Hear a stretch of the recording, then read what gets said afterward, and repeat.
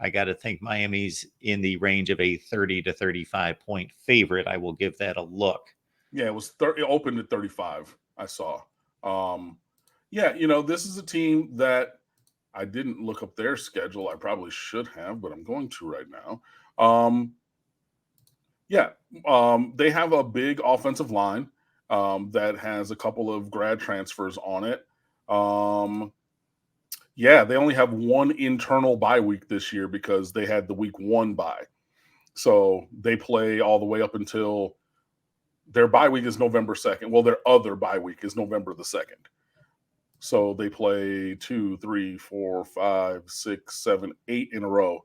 Um, and then, yeah, so they play 8, have a bye, and then 4 because, yeah, week one was their bye or their other bye week. And if you're wondering why we're saying another bye week, because of the way the calendar falls, there's an extra week in the season window. So every team has 2 bye weeks this year.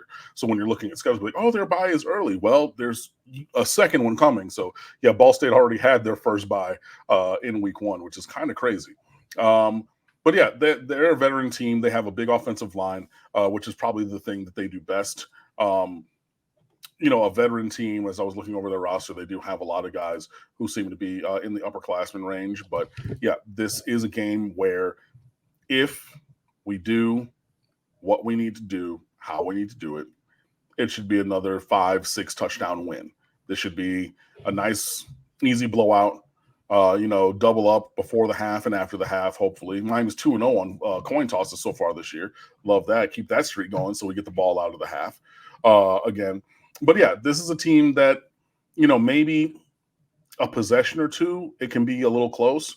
But, I mean, with the clip that we're operating at right now, the Miami Hurricanes, I mean, this should not be close. But, again, that is also incumbent upon everybody doing the things the way that they need to. So that means practice needs to be what it was, the film study and everything. Zaquan Patterson played more, recently than he had previously. I mean, he's a true freshman, so he played a couple snaps at Florida, but played, significantly last week, even before, even early in the game. They intentionally tried to pair him with Mish Powell. So Mish was making the calls for the defense at safety, and Zaquan could just, go and ball out. But, he had a wake-up call, an epiphany, as the coaches said it, all the way through camp. He's going and everything and heading into that opener, I think it was the Thursday before the opener. He really whoa, this is college football. This is what I need to do. This is how I need to do it. And took that and applied that in the second week and really took a big leap forward. So, it was great to see that kind of a thing from him. But, that I say that to say that the preparation was proper, and that led to the kind of result that we wanted and needed. I harken back to the opener at Florida. Remember that play when Xavier Restrepo was pointing out there, the corner gave him no indication he was blitzing, but he said, hey, this guy's blitzing. Why? Because I'm prepared. I've seen what they do. I know what this alignment holistically means, so I'm telling you. So that doesn't happen by happenstance. It happens because you grinded the film. You've been there. You've caught the extra balls from your quarterback or from the jugs machine. You've done all those things. So we've seen the success from the way that we've prepared. And even though it's a Ball State, we still need to prepare to that same level and raise the stakes every single week. Yeah, if we ran the percentage of games that the elites take on against these kind of teams in which they just completely, just utterly just destroy them versus the Miami teams of the past, teams that have talent, that are decent teams, that again have talent, but underachieve. Whoever your team is that particular year, Texas for 10 or 12 years, Tennessee at times in recent past, those kind of teams that never fulfilled their potential. And again, Miami would be in that category in recent years. This game is 31-14. This is messing around for a half to 3/4 where it's 17-10 for a long time. And then they finally pull away and they win 31-14, just as an example. And it's never really that uncomfortable or in doubt, but it's not what we see the very best in college football do on a regular basis. And that's go out and win this game 52-0. Just that's what you see out of Georgia, Ohio State, Alabama. That's what you see them do against these kind of teams. And so Ball State, yeah, 4-8, their standards aren't necessarily that high. I don't know if Mike New is a good head coach.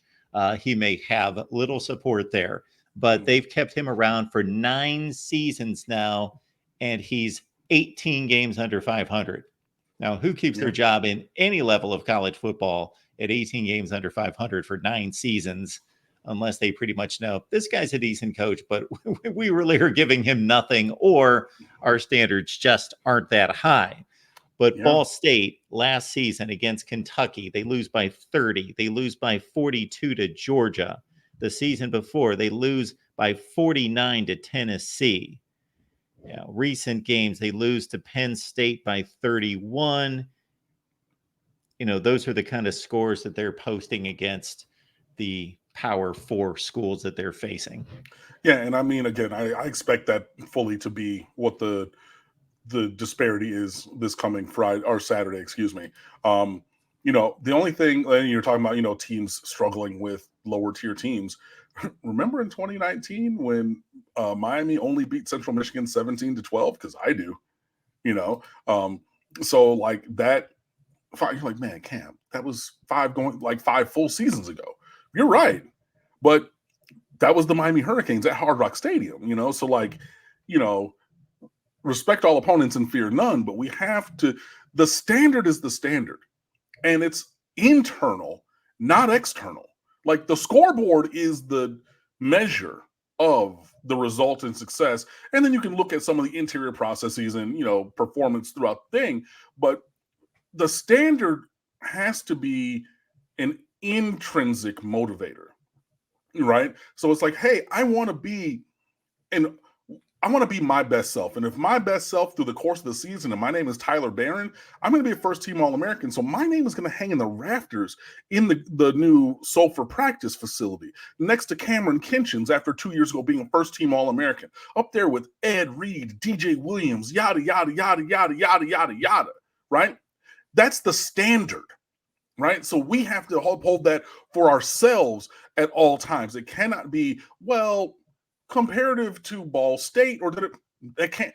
That's when you play down to the level of your competition, which we've seen woefully too many times. So we have to have that kind of a standard, and you saw a lot of that last week, even with stumbles along the way, even with more penalties, even with you still saw, okay, guys are working to the standard that we are setting as Hurricanes.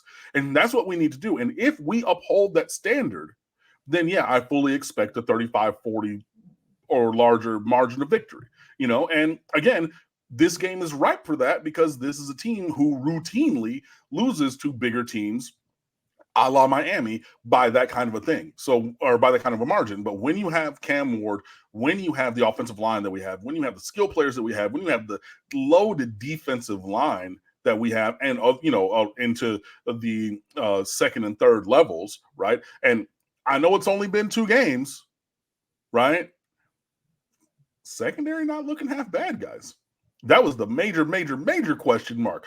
Highest rated true freshman defensive back in America last week. True freshman O.J. Frederick at cornerback, number 29, starting as a true freshman for your Miami Hurricanes. And again, I know it's only a couple weeks in, and I know that PFF grades are imperfect, but that matches the eye test too of, okay, well, giving up a little bit here and there, but that's going really well. But when you have at every level elite talent and performances, it should be a very disparate number on the scoreboard. But the main thing is the motivation has to be internal, intrinsic. The standard is the standard. And if we play to that standard on an every down basis, the result will be what it'll be, because our standard of performance is such that it will be dominant opposed to whomever is on the other side of the line, like the Florida Gators in the opener. Don't forget that. Ball State's going to bring a redshirt freshman quarterback as their starting quarterback, Caden Simonza. So he got into some ball games last year, threw 5 picks and 3 touchdown passes, but lit up Missouri State in his debut as the starting quarterback. They lost a 1,000-yard rusher, but bring back their leading receiver.